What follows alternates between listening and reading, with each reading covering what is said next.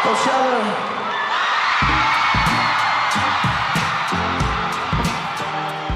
Coachella 2026 transformed the desert into a high-stakes arena, drawing nearly 500,000 people to witness the weekend's most anticipated set.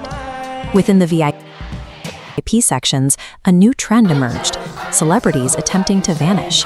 Leonardo DiCaprio and Jacob Elordi were spotted moving through the grounds in heavy masks, wandering the festival completely incognito.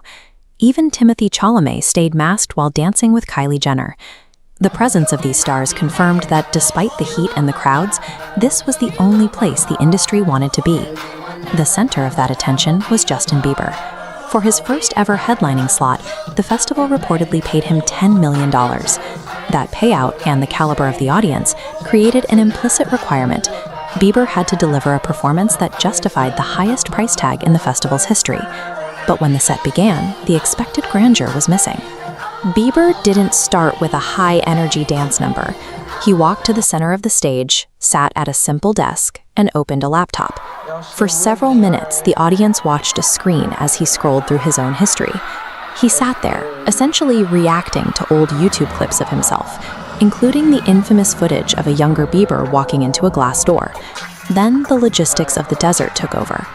The festival's live Wi-Fi connection, the very thing powering his desk setup, dropped out entirely, leaving the stage in silence.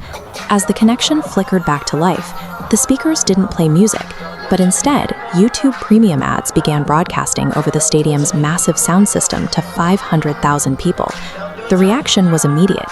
Critics called the performance sleepy and bizarre, with fans debating whether they had just witnessed a $10 million headline set or a glorified karaoke session. There's a massive gap between a bedroom webcam and a festival stage. Usually, stars hide that gap, but Bieber leaned in. That laptop built his career.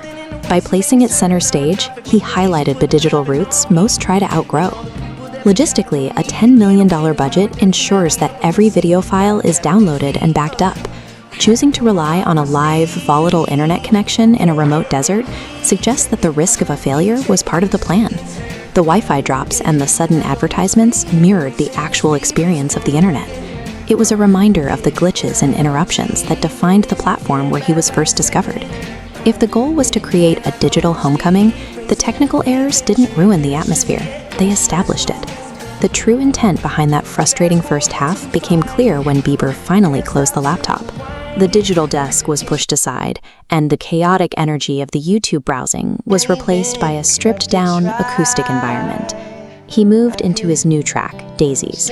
Without the distraction of the screen or backing tracks, the performance focused entirely on his voice, which sounded more vulnerable and controlled than it had all night. During Speed Demon, the vocals were even more impassioned. The lyrics focused on themes of redemption and the pride of outlasting his own early fame, delivered with an intensity that only a live performance can provide. This shift changed the narrative. It was impossible to claim he was just mouthing along to his old self when he was standing there delivering some of the most technically difficult vocals of his career. The set was split into two opposing halves, the glitchy digital past and the raw acoustic present. Putting them side by side forced the audience to look at both at once. The frustration of the first half actually cleared the way for the second. It made the live music feel more grounded and more significant by comparison. The emotional weight of his new songs hit harder because the audience had just been reminded of where he started, as a kid behind a grainy webcam. By forcing the crowd to sit through the technical mess of his origins, he made them experience the full 15-year journey of his career in the span of a single hour. That $10 million fee wasn't just for the songs. It was for a performance that used its own failures to tell a much larger story about evolution. Most fans arrived expecting a safe greatest hits medley that played to the back of the house.